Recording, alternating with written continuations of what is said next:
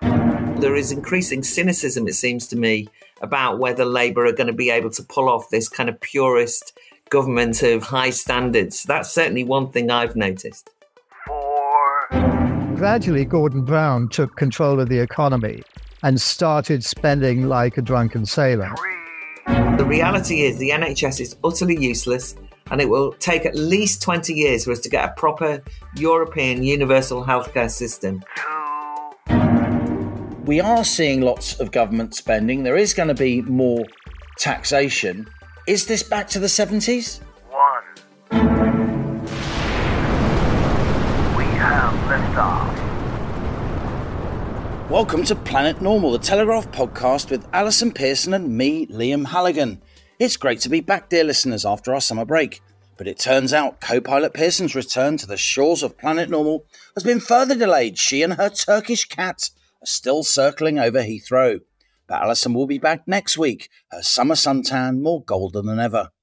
In the meantime, I'm joined once again by Planet Normal Cosmonaut Supreme, the head of the Academy of Ideas and the free-thinking policy supremo of Parliament's upper house, Baroness Claire Fox. Claire, it's great to have you back, and thanks so much for joining us again on the rocket of right thinking. It's really great to be back, Liam. I'm delighted to have Planet Normal back as a listener. It's even better to be on as a cosmonaut. You say all the right things. Now, over the last 3 weeks, while Planet Normal has been away, the UK's Labour government, after last month's election victory, has started to get into gear. But it's running inevitably, perhaps, smack into the face of the harsh realities of government.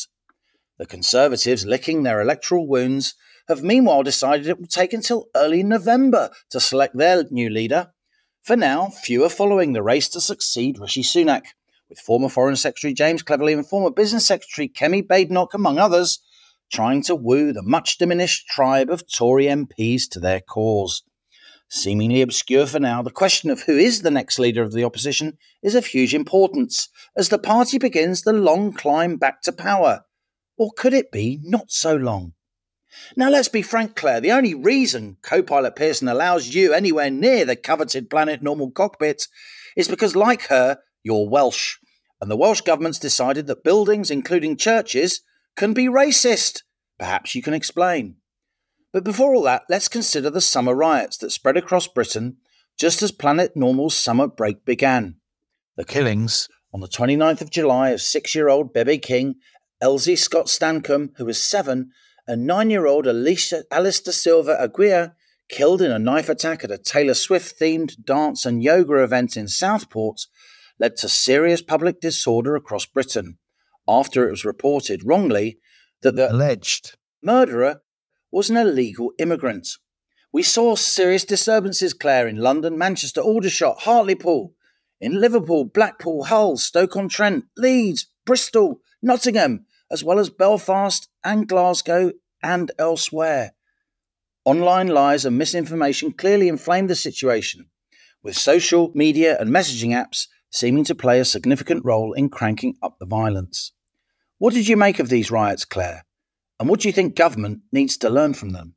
The riots were genuinely shocking because they were so violent.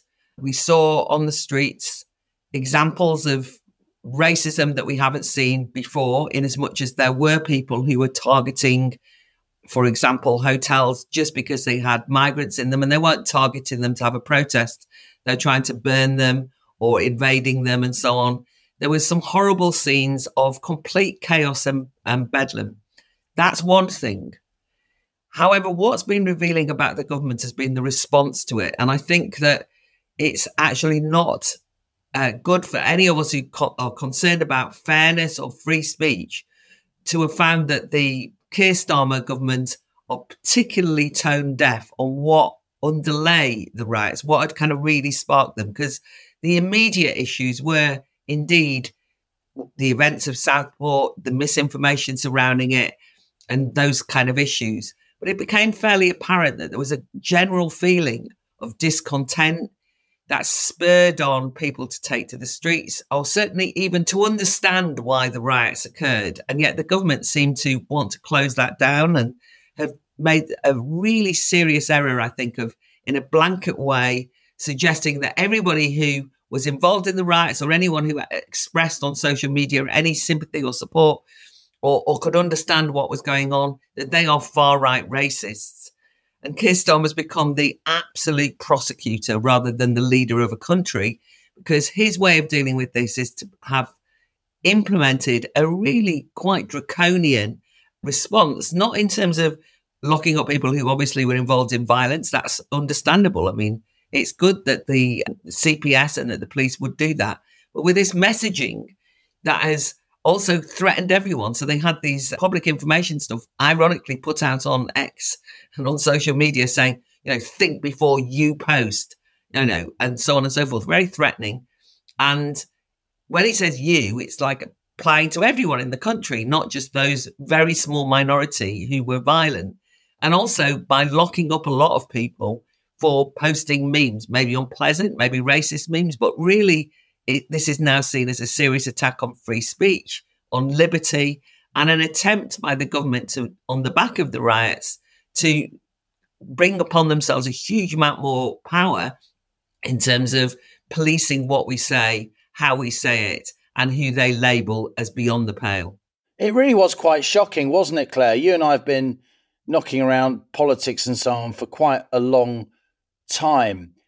There so often seems to be riots in Britain these days during the summer months, but that's been the case for some time. They break out periodically, even before social media existed. The 2011 riots, social media wasn't a big part of that.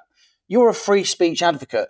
Do you think social media has made the potential for riots to spread greater than it was before, or do you think it's being blamed too much? Well, it's a contributory factor, but not in a straightforward way that the government's implying. So, for example, I think it was only less than 2 weeks before these riots happened, we'd all witnessed the riots in Hare Hills in Leeds, which was to do with a Roma family objecting to the fact that social services and the police were trying to remove their children. And then the community kind of railed against that, and there was some very violent scenes. And we know that because we watched it live on social media. And the thing that was notable about those riots was that the police actually exited the scene. I mean, people said they ran away, but they certainly weren't there. And there appeared to be lawlessness. And the point about social media was we all know about that because we witnessed it, we watched it. So as much as you get misinformation, you also get information. You can also counter misinformation using social media. So these things are just more balanced. We had a terrible instance where the person who runs Hope Not Hate, or one of their senior figures, Nick Lowles, had, in the midst of the absolute febrile character of the riots, posted that there were gangs of white supremacists going around throwing acid into the faces of Muslim women. What a terrifying thought that was. And that undoubtedly frightened lots of British Muslims who were hiding overnight, gave the impression that things were completely out of control. And then the next day, the police just said, oh, no, that wasn't true. And people were then able to kind of query, well, why is one bit of misinformation seen as causing the riots? Another bit of misinformation somehow gets a pass. And so I think that we all the time have got to ask whether this is being politicized, being used in a way to isolate a particular point of view. And I think that we are in a situation where the issue of mass migration is no doubt a lightning rod for people feeling that we have governments of all shades promising that they're going to do something, then completely ignoring what they stood on their manifesto for. And if that opinion or querying that is going to be written off as far right, as racist, and tried to be silenced, then I think social media is an important way for people to be able to discuss issues in the public square. So when the government then threatened to censor that, you can be worried. What do you make, Claire, of these accusations of two-tier policing? It is tough for the police, isn't it? It is tough for the police. On the other hand, there are quite credible people who say that the police are far more keen to try and arrest people who have been labelled as far-right rioters rather than people from Muslim communities who are also getting quite violent. Well, I think that the original thought about two-tier policing dates back to, for example, the Black Lives Matters protests, which, by the way, we should remember were pretty, lively and had elements of violence. Certainly a lot of buildings were destroyed. There was a lot of aggression on the streets. And in many instances, the police didn't seem to want to police those demonstrations. And if you remember, there was all those widespread pictures of the police taking the knee. And the police themselves have made a fuss of saying that they've signed, and they've used social media to do it. This is what's so ironic about the way public services work now. They all depend on social media to get their messages over. And what messages until recently have we had? Pictures of police officers going on Pride demonstration, wrapping themselves in the rainbow flag, emphasizing that they're committed to equity, diversity, inclusion more than they are in terms of solving crime.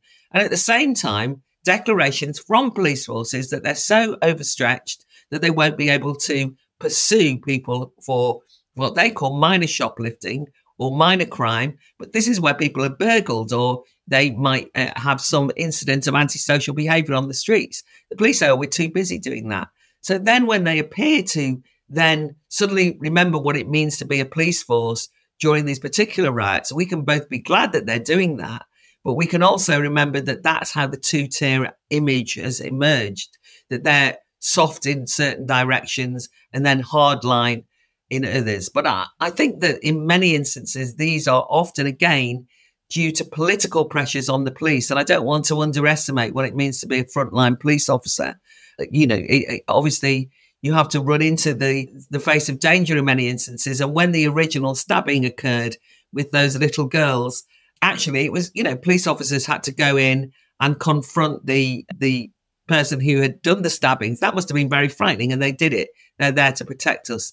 But this two-tier policing issue is not going away because people feel, and I think it's just totally understandable, that there is a sort of one-sided approach. Just the final example is where we saw a police officer talking to a huge group of Muslims who they would say they were acting in self-defense, had gathered together weapons and were, had weapons in their hands. And he said, look, if you go and put your weapons in the mosque and kind of keep them away, then, that there'll be less violence tonight. But none of them were arrested for threatening violence. And yet people are being sent to prison for saying something reprehensible, but nonetheless non-violent on Facebook. Very, very interesting. And just as you rightly, put a good word in for ordinary police officers doing their jobs, often a dangerous and difficult job. We should never forget that. We also have to say in many of these communities where there were riots across Britain, there's the vast, vast majority of people who are dismayed that their parts of the UK are being represented across the media in this way. In so many of these communities, larger aspects of race relations and community relations are very, very good. I saw pictures of communities coming together to rebuild walls, to try and clear up the rubbish, to try and reclaim their streets, if you like. And that's what frustrates me, Claire. We do have these riots, and of course there are issues, and it would be naive to think that community relations aren't stretched further by influxes of immigration that we've seen in recent years. And yet, in many of these communities, there is still quite a lot of harmony. Yeah, I think it's a very important point. Actually, as a multi-ethnic society, people in this country have lived side by side. Not side by side. It's a ridiculous idea. Basically, many, many people who have moved to this country are fully part of society, and there's not a question mark about the fact that people live harmoniously. Yeah. But it is worth saying that a combination of multiculturalism, which is different, it's a policy option, that basically values skin, it seems to me, skin colour, and emphasises identity and the way that you are, rather than anything about what we have in common, has led to a very divisive situation in many communities. So the distinction is multiculturalism, and multiculturalism is a policy option that emphasises people's identities, their ethnicities, their skin colour, and basically creates a prism through which everything is now viewed. So you're constantly told that you are almost guilty if you have white skin. Obviously, not anybody's fault. And you also are in a situation where different communities are treated as though they're separate and apart. So rather than saying, we're all from Preston, you start saying this is the Muslim community from Preston, or this is the Sikh community, or this is the white community. And that inevitably creates division. It makes people see and look at each other suspiciously, and combined with mass migration, both legal but with not consented to, and then illegal migration, which is increasingly a factor. Understandably, local communities that were perfectly settled, live harmoniously, things become more fractured. And you've got to be able to discuss that and how we get out of it. Since they took office in early July, Claire, Labour's had to deal with these riots. How do you think about the other aspects of the early part of this Labour government? Do you sense that the honeymoon, the kind of free pass that governments tend to get in the early part of their government is over? One of the big issues, it seems to me, that is going to haunt them, and, in some ways you could say is going on behind the backs of the way that they're dealing with the riots, which is contentious in and of itself because they're now associated with assaults on free speech and not showing any sympathy for, as I've said, those people who might be worried about some cultural and social issues in society. Another issue is cronyism's back. I mean, this is a remarkable thing to me. And I think that we should credit Henry Newman and his Whitehall project, who seems to be revealing this daily. But I do think it is remarkable that they are appointing people such as Ian Caulfield, who is a donor to Labour and suddenly becomes somebody who's going to be important in government.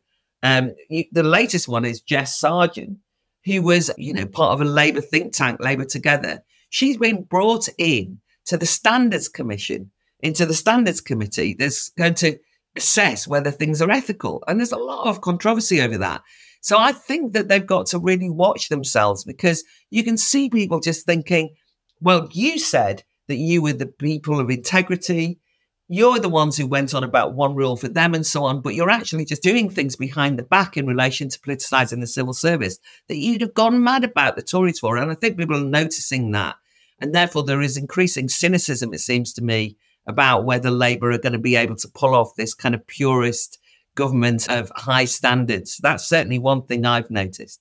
And the Tories, of course, will remain effectively leaderless until November the 2nd. Rishi Sunak is still nominally the leader. He's made very few interventions over the summer, and there's a sense that he's kind of checked out of that leadership role, even though he remains formally there.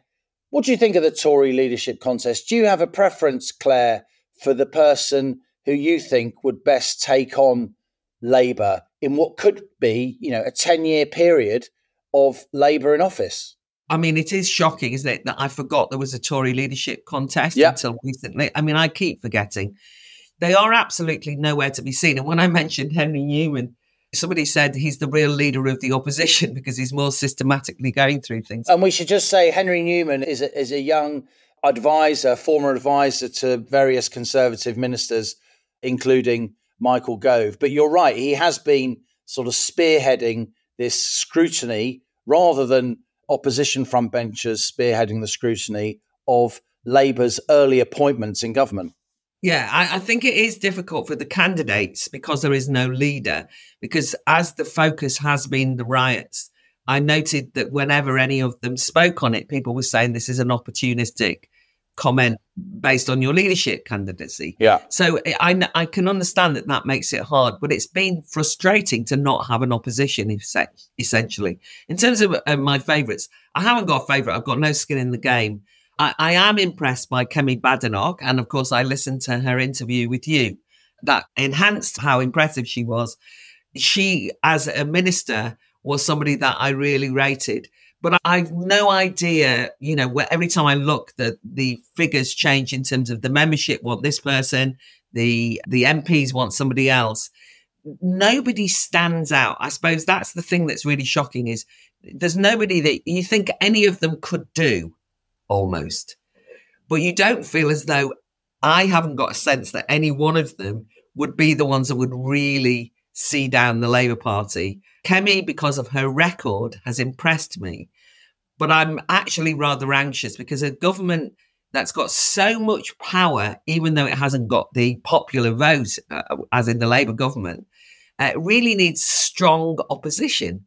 And the fact that the Tories have mishandled this leadership contest, even in as much as the timing now means we haven't got anybody speaking on behalf of the Tories, and the Rishi has absented himself, just disappeared away, would indicate that they're not quite ready to take on Labour yet. Absolutely, Claire. It's worth saying, often forgotten, that while Labour, of course, scored a large parliamentary majority in July, Keir Starmer's party won just 33% of all votes, of the popular vote, as we say, on just a 60% turnout. So by my maths, Labour scored 20% of the support of the whole electorate. So 4 out of 5 of the electorate didn't vote for Labour. And in that sense, while their headline majority is very impressive indeed, the majority is actually quite fragile, given that it's not backed by that amount of people. It's our voting system, isn't it? It's Reform getting 13% of the popular vote and getting 5 seats, and the Lib Dems getting 11% of the popular vote and getting 70 seats. People forget those realities. To what extent do you think, though, that the Tories will be able, over the coming months, to challenge Labour, given that they haven't got a leader? Well, that's the problem, I think. I was just about to say, in response to what you said about Labour, that one of the things that we would have liked to have seen from the Labour government was a certain humility about their rather thin grasp of popular support, so that they would acknowledge that, because I think that is important, that they don't behave as though we've got a huge mandate for what we're doing or what we're saying. But I'd also like to see a little bit more humility from the Conservative candidates, because very often when they are criticising what Labour are doing now, most of it's based on Tory policies, right? Yeah. Previous Tory government. So, of course, when they go to shout at Keir Starmer for being authoritarian about online harms and so on, it was those people who brought in the Online Safety Act. It was the Conservatives who brought that in. And when they criticised the Labour government for not taking the issue of migration seriously, it was under the Conservative administration that we saw, of course, this massive increase in migration. So I think on all of these things, they're slightly stymied. And I think myself, I really would like, this unlikely, all the candidates to get together almost to agree on a few things that they would say in relation to some of these very big challenges the country is facing, because at the moment it is difficult to take them seriously other than as people who are involved in a contest, and therefore it just doesn't hold any weight at all. That is a really interesting point, how anything that any of the Conservatives contesting this leadership contest say will be seen, as you said, Claire, as opportunistic, as trying to enhance their leadership credentials rather than trying to oppose the government on behalf of the nation, if you like. And it strikes me also, we should just explain to listeners who don't know, the leadership contest, the way it works is that MPs choose 2 candidates out of the 5, and then those 2 candidates are then selected by the Conservative Party members across the country. What do you think would be better for our democracy in general, Claire? Would it be better if the Conservatives had a kind of more centrist leader, closer to Labour, like Tom Tugendhat and perhaps James Cleverly, or do they need someone on the right, like Robert Jenrick, like Kemi Badenoch? I mean, I don't even know that I see it quite in the left-right or centrist-right sense, but I know exactly what you mean. It's not just a question of fighting off Reform, so you have to go to the right. And the fact that Reform got 5 MPs with the first past the post system, which is almost impossible at odds, would indicate that there is definitely something about Reform UK's agenda that is appealing to a substantial number of people in the country. They've got over 4 million votes. I think that what the country needs is a very clear water between the Labour government and the opposition. a real sense that they know, not in a competent sense, but a real sense that they understand what those issues are. And for me, when the Labour Party say, oh, the culture wars are over, although they managed to stoke them up left, right and centre, I think that something like the culture wars are, in fact, indicative of where Labour are weak. Their support for identity politics, for example, the fact that they are actually really indifferent to, and I'm afraid are likely to sacrifice free speech. Those kind of issues are important from anyone who's in opposition. And that's what I'd like to see. There's obviously loads more policies I'm not mentioning.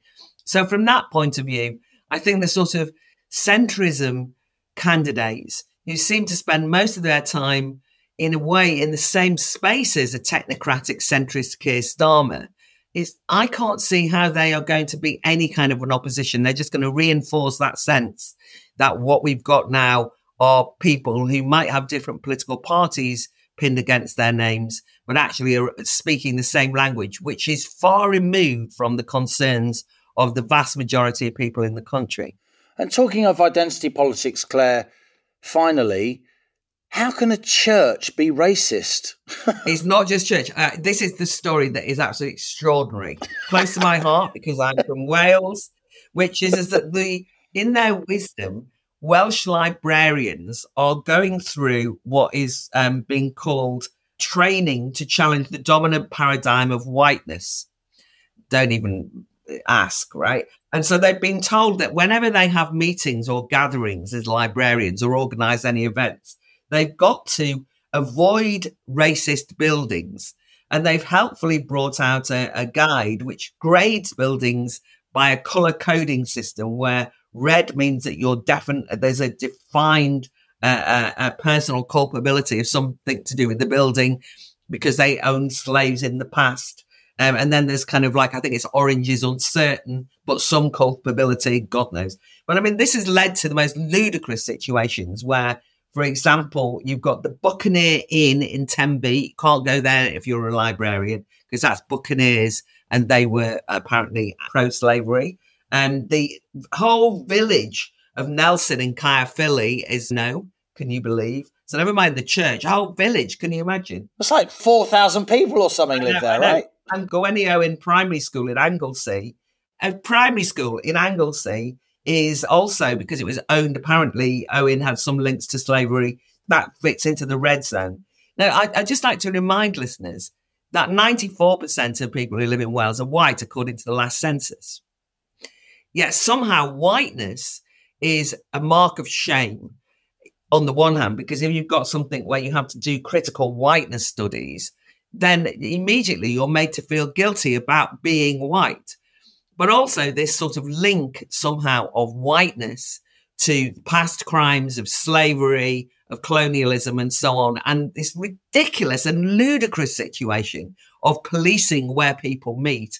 At a very time, by the way, when libraries really need to be praised and defended against cuts. We just saw the absolute horrors of a library burnt down in Liverpool during the riots. And everybody said, this is atrocious. How can we attack libraries like this? And yet there they are, the Labour government in Wales, dragging libraries into the culture wars and turning them into political footballs and trying to train librarians not to love books, not how they can share the love of books, but which buildings they should go into or they will be deemed guilty of pro-slavery bias.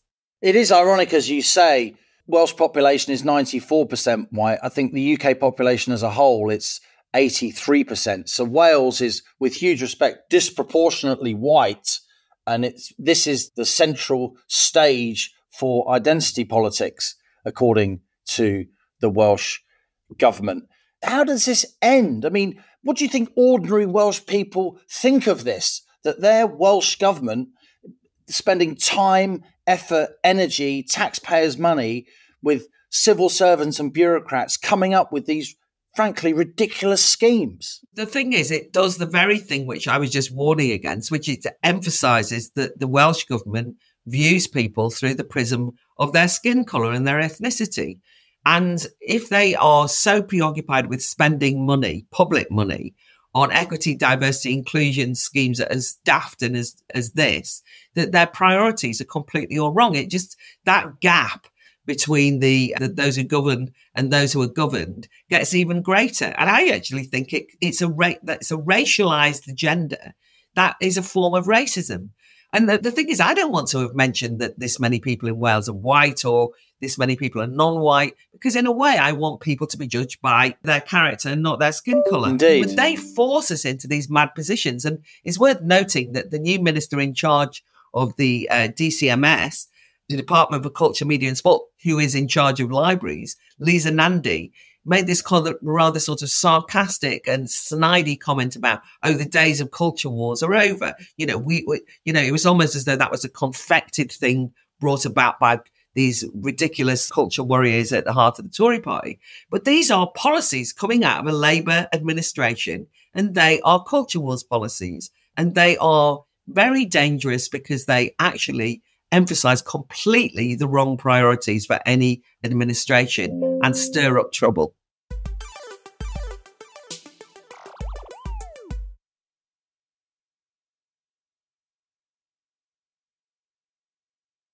This week's Planet Normal guest is the businessman and author Jon Moynihan.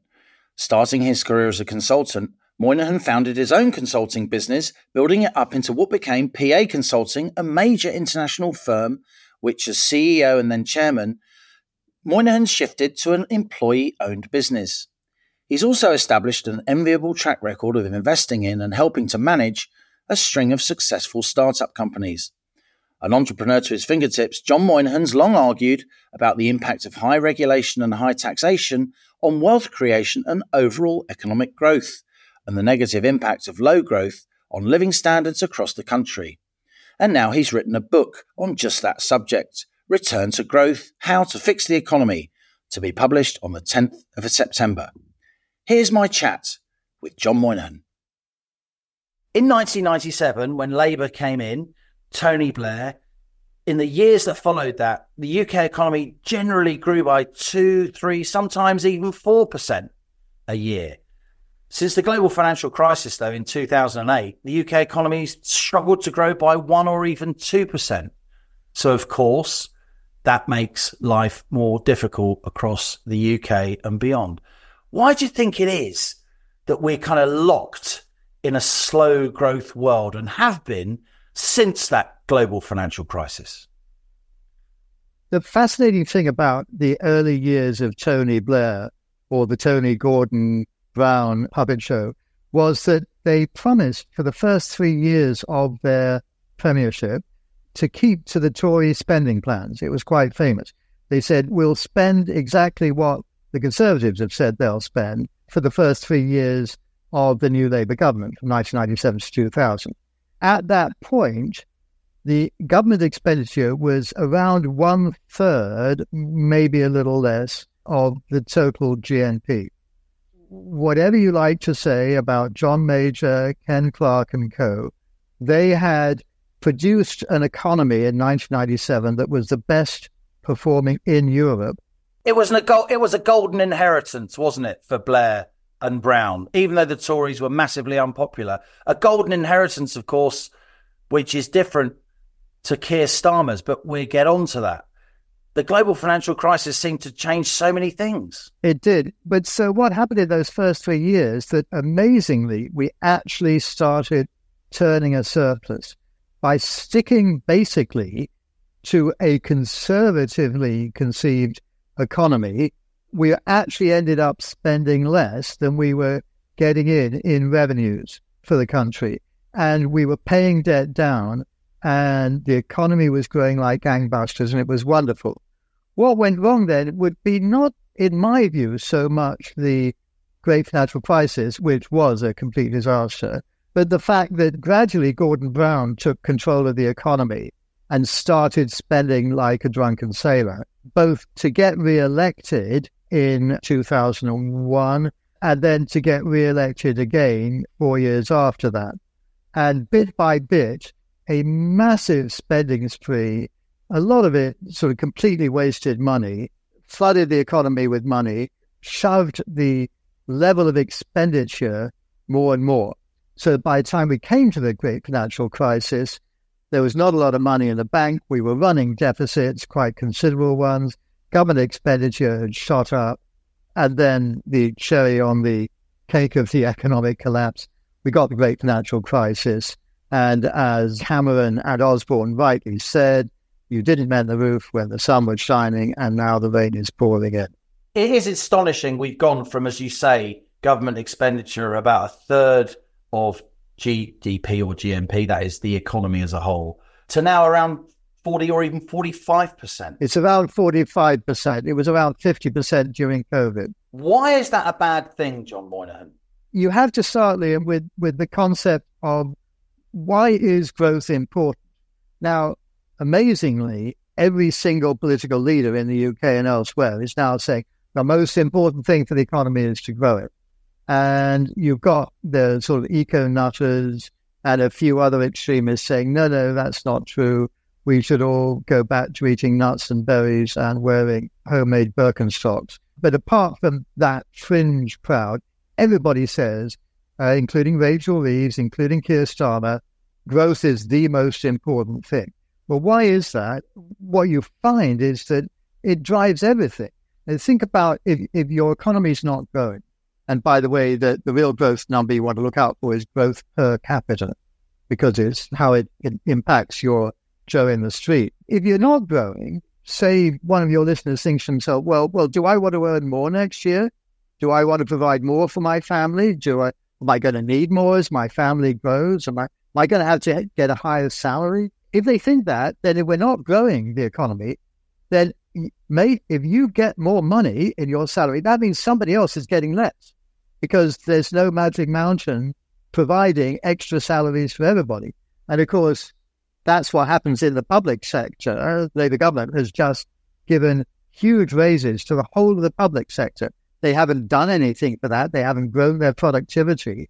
They're just getting more money. Well, if you're not growing the economy, that means a whole bunch of other people in the private sector are going to get less at the end of the day. And if you try giving everybody a raise, then you just get inflation. So the raises get inflated away to be worth less than the original salary. That's the first reason. The second reason, of course, is that the whole of human benefit and enjoyment and happiness depends upon economic growth.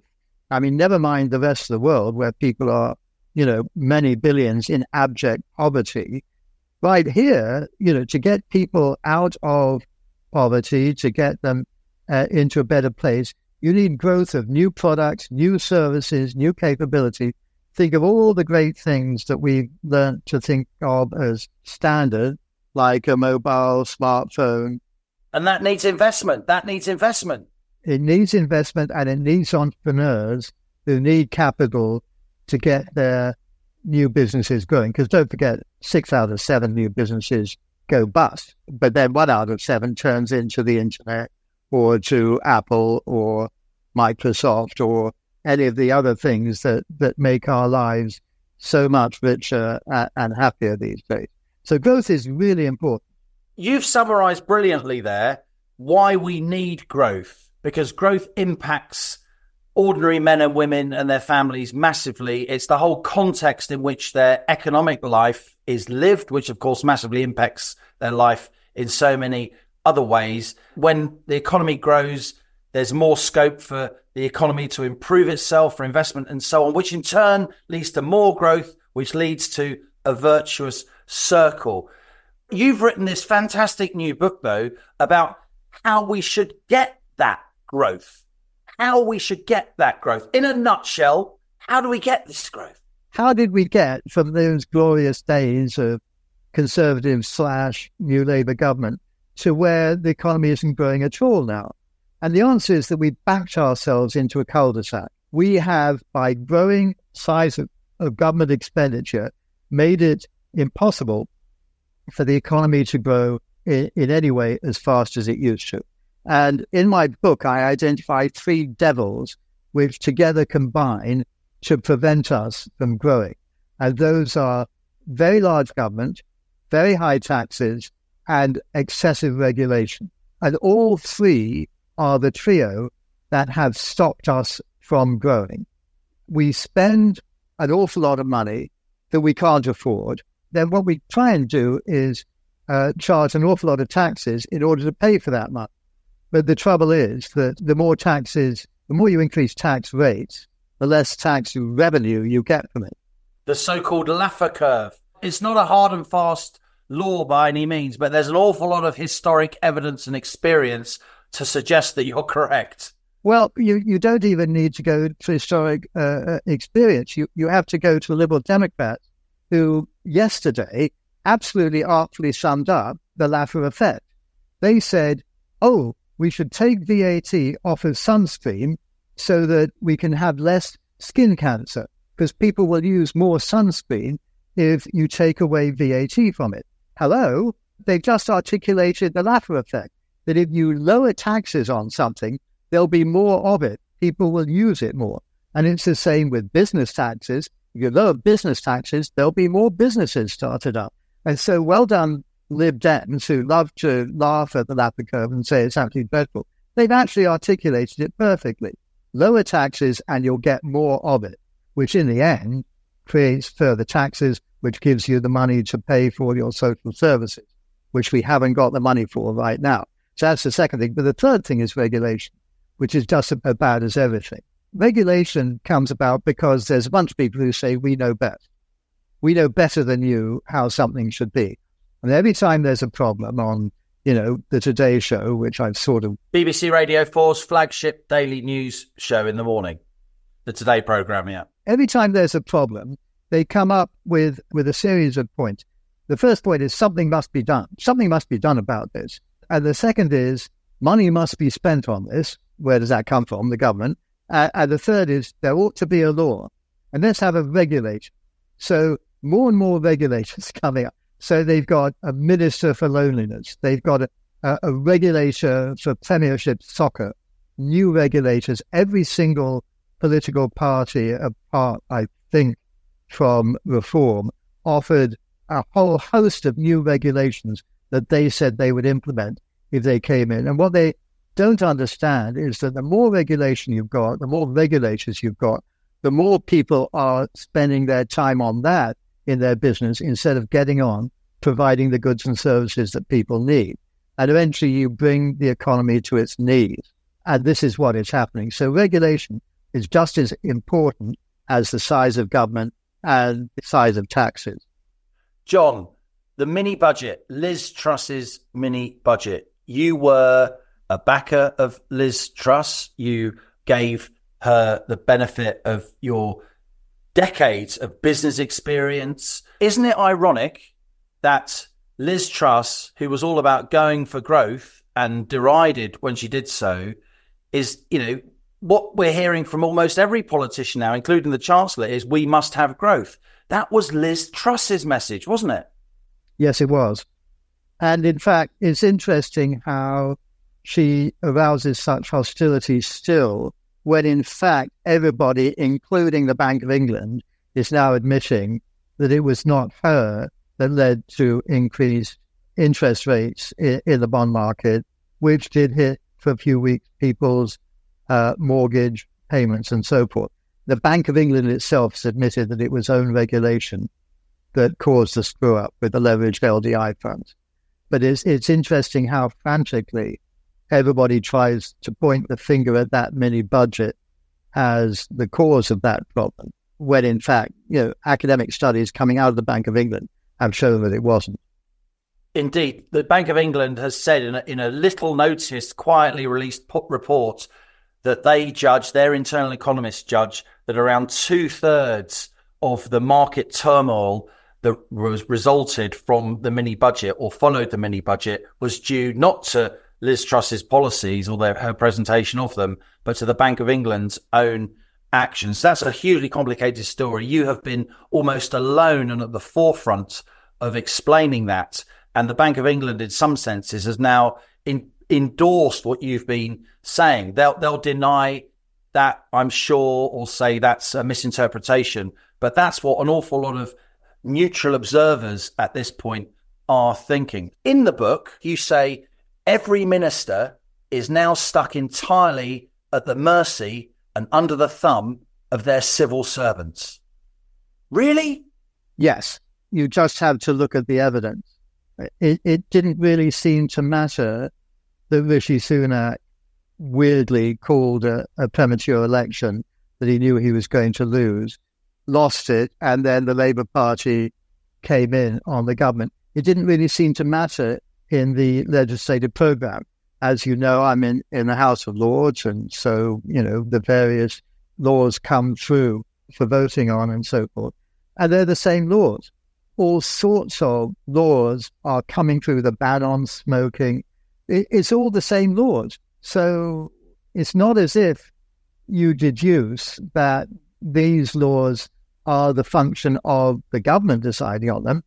You have to reckon, well, it's a bunch of civil servants who have these laws all neatly packaged up, and they say, Minister, here's a wonderful law that you're really going to like, and you can put your name on it and get applauded by, the bien-pensant and told how great you are for passing this law. And the minister says, oh, really? Oh, that's great. Yeah, okay, let's push that one forward. But it's the same law. And that gives rise to people talking about uniparties and the like. And obviously there are differences between the different parties, but it is amazing how many laws just proceed on serenely, regardless of which party is in power. It's the civil servants who are coming up with these laws. Looking at the Conservative Party now, I'm sure you're watching closely. Who do you think should be the next Tory leader? Or are you watching Reform closely with a view? In terms of marking for the leadership, I look forward to seeing how each of them lays out their stall over the next month or so. I'm in communication with most of the leaders, and they are mostly saying, loved your article in the Telegraph and agree with what you say and so forth. And it's going to be more a question of which of those people decide really mean what they're saying versus which of those are just putting, as they say, politically cross-dressing into clothes that they think will suit their particular electorate, which is the Conservative MPs and the Conservative members. So we'll have to see.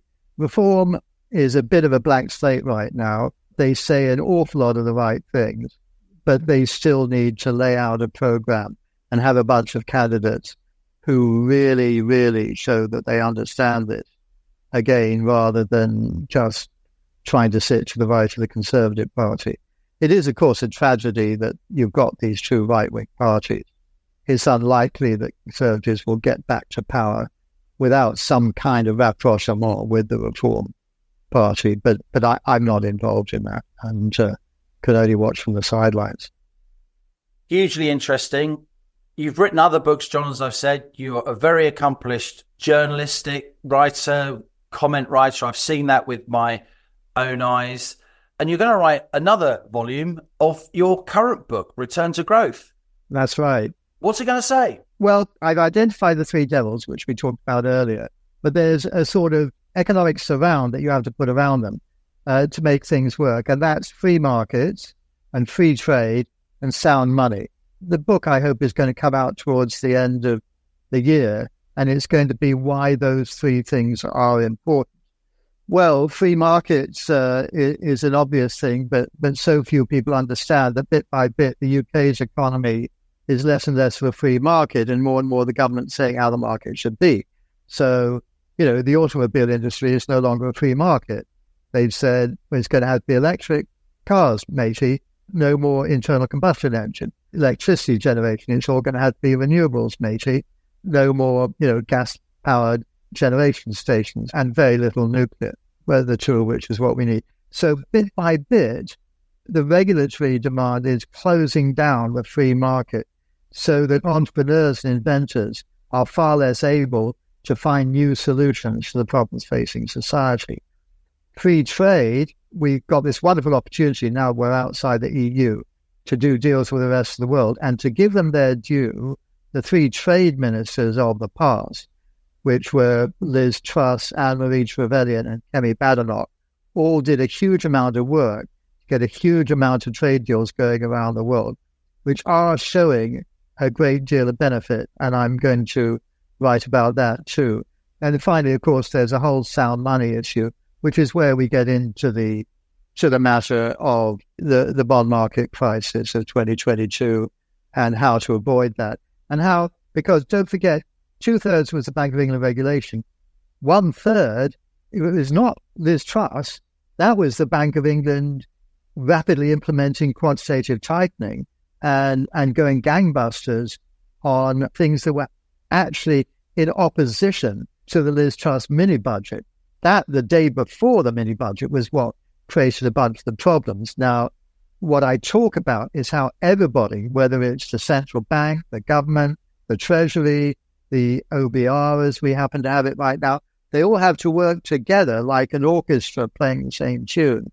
And what we've had in the past is different instruments playing completely different tunes in a complete cacophony that completely mucks up the economy. So that's my sound money bit. So that's in a nutshell what I'm writing about in volume 2. Jon, you've given us not a cacophony, you've given us some sweet music here on your first Planet Normal voyage, marking the first volume of your book, about to be published by Biteback on the 10th of September. And how about this? You're a free marketeer. Let's do a deal. When you have done volume 2, we'll have you back on the spaceship. That would be really great. Thank you. And thank you both for having me on. All the best, Jon Moynihan. All the best, Liam. Bye-bye. So there we have it, Claire. Return to Growth, How to Fix the Economy, Volume 1 by Jon Moynihan. It's coming out on the 10th of September and is published by Biteback. Do you worry about the economy, Claire? Do you worry about Labour's ability to get growth going, given that taxes are going up?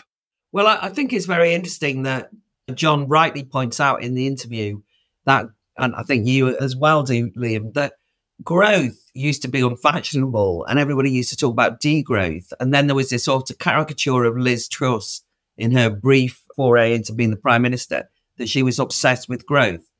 And one of the things that I've actually enjoyed about the Labour government, and I thought they've done very well, is in popularising the need for growth. So you think, oh, that's really good. The problem is that so many of their policies are going to inhibit growth. And I thought that issue is one which needs a lot more public scrutiny, that the Labour government are right to say that you need to really grow the economy in order to benefit people's standards of living. And that creates a dynamic system where you can create jobs, you have a sense of future and forward-looking sense of, infrastructure projects. People will be able to plan for their future.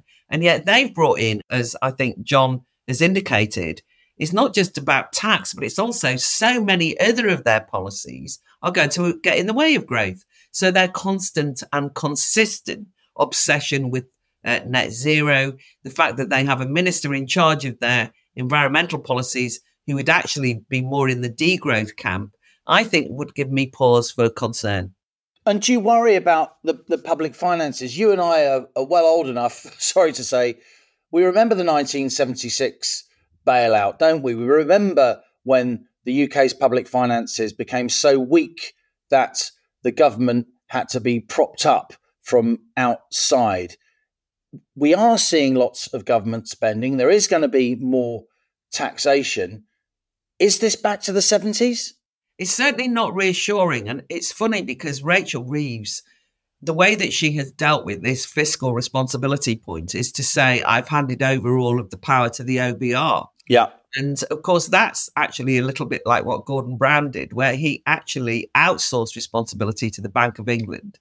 Now we've got them outsourcing responsibility to the OBR, and we will only do what they tell us, which of course is not political leadership. It's effectively economic cowardice, because it basically can then say, oh, it was them that told us to do this. I do worry because they are spending huge amounts. And even though I'm a great supporter of trade unions and believe in trade unions, and I know that that's contentious because a lot of people have become concerned about their, the way that they, don't represent as many millions as they used to in the past. On the other hand, pay settlements that have been made are extraordinary in terms of, oh, so you've got the money to do that, but what about this? And I think that public spending is in danger of getting out of hand because they even to retain services of a weaker variety than we've got now. So I think this is going to be an area of real problems for them. And you can already see that certainly to the left of the Labour Party, whether it's the two-child policy, whether it's the winter fuel allowance, the Labour Party could be associated with austerity with some people, whilst on the other hand, actually not really creating the kind of economic prosperity that they've promised all the way through their build up to the election and taking power. Worth saying, of course, again, going back to our 70s heyday, or at least your heyday and mine, Claire, as it were, back then, trade unions covered 50% of the British workforce. It's now around 22 or 23%. But having said that, in the public sector, it's still 50% or even more that is unionised. And there's a danger, isn't there, that these public sector pay settlements are then reflected in the private sector and we'll end up again with a return of inflation. Well, that's what's so ironic. I mean, one of the problems is that the public sector is so enormous. And that's actually an indication of a real weakness of this economy because you need the private sector to be thriving. And it's the public sector that's ceaselessly growing. And then that sector is the one that Labour depends on. That's almost like who those voters are. You know, it's public sector support for Labour who buy into a lot of their policies around identity that we've talked about, but in general. And so they are going to, if they're going to be soft on the public sector, which they just have been, as you say, it will lead to a spiraling. I think that the way that you deal with the problems of the economy is not so much to give pay rises because you've had strike action or under threat from public sector unions, but to have a much stronger, healthier economy. And you have to balance those things out. And although Rachel Reeves says she's going to do that, I think that actually we can see already that there's going to be contradictions that she can't marry. And I do worry about a massive hike in inflation as a consequence. Well, Claire, this is going to be a late summer and autumn of huge scrutiny of the government's public finances ahead of the autumn statement, Labour's first big budget statement, which is due on October the 30th.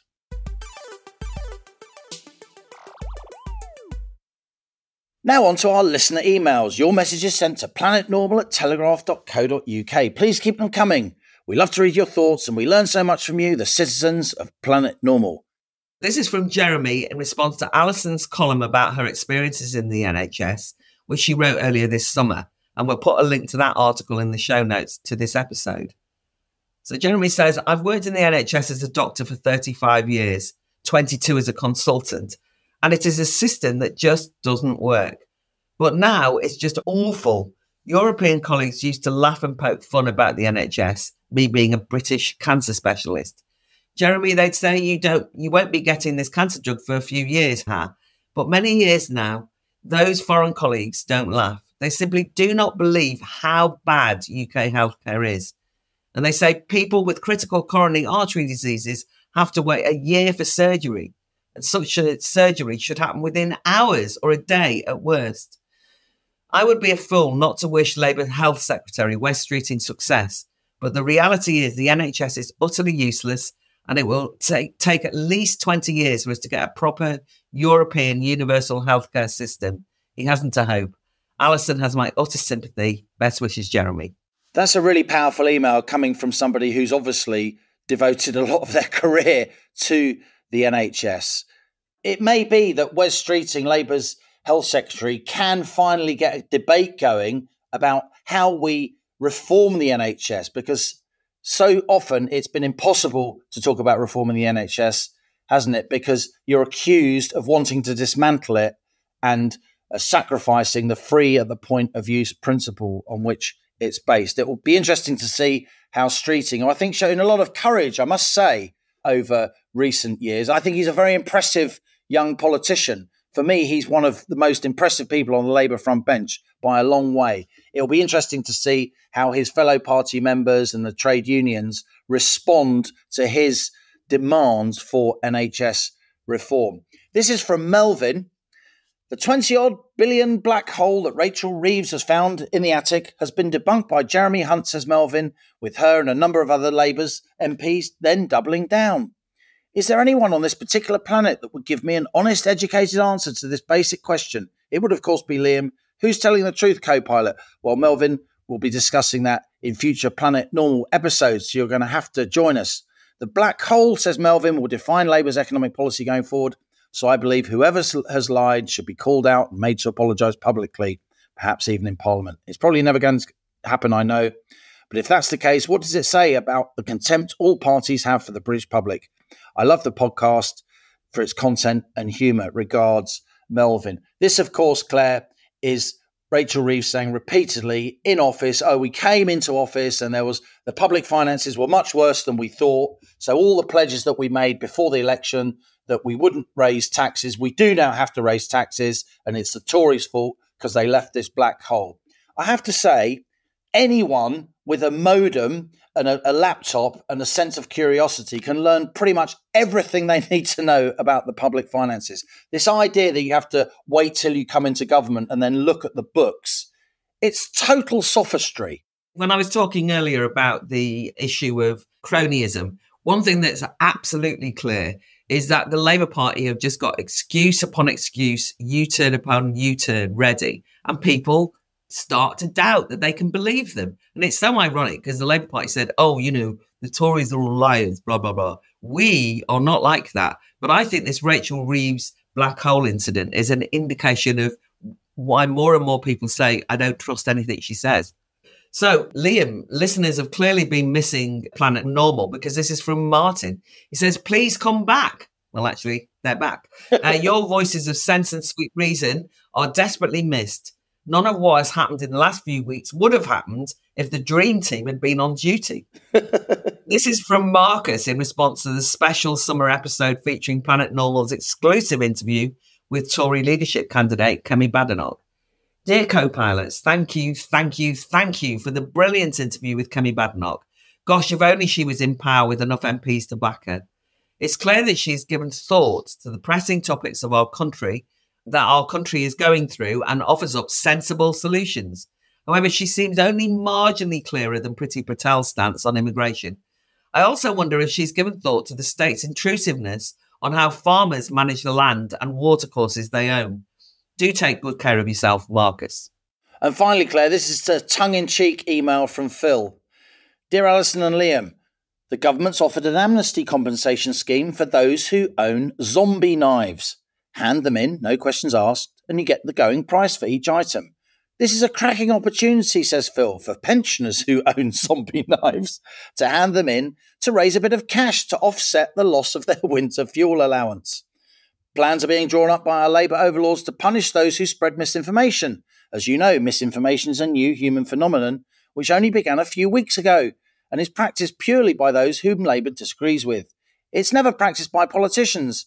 Alistair Campbell's fully behind the initiative, so it can't possibly go wrong. And children will be taught by school teachers, says Phil, how to spot extremist content online. To be fair, it's really difficult to spot such stuff nowadays, but those teachers who taught us children really can identify as cats are obviously best placed to show the way. I cannot help but come to the conclusion, says Phil, that we all now live on planet Ning Nang Nong, a place described so perfectly by Spike Milligan. And to remind you, do you know this, Claire? It's brilliant. I do. I love it. Here we go. On the Ning Nang Nong, where the cows go bong and the monkeys all say boo. There's a Nong Nang Ning, where the trees go ping and the teapots jibber jabber jew. On the Nong Ning Nang, all the mice go clang and you just can't catch them when they do. So it's Ning Nang Nong, cows go bong, Nong Nang Ning, trees go ping. Nong Ning Nang, the mice go clang. What a noisy place to belong. Is the Ning Nang Nong. Hooray! Wasn't Spike Milligan a genius? And that's it from Planet Normal for another week.